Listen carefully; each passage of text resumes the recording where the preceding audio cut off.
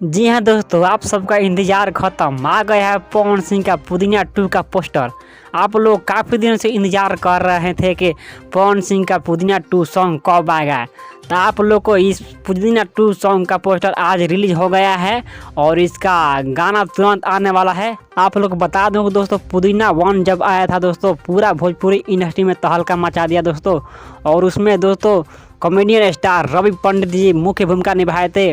और दोस्तों उसमें पावर स्टार पवन सिंह गए थे और फीमेल सिंगर यानी अनुपमा यादव गाई थी। और इस सॉन्ग में पवन सिंह और शिल्पी राज गाने वाले हैं। आप लोग को बता दूं कि दोस्तों, इस गाने को कौन लिखे हैं। इस गाने को लिखे हैं पीयूष राज और रोशन सिंह विश्वास।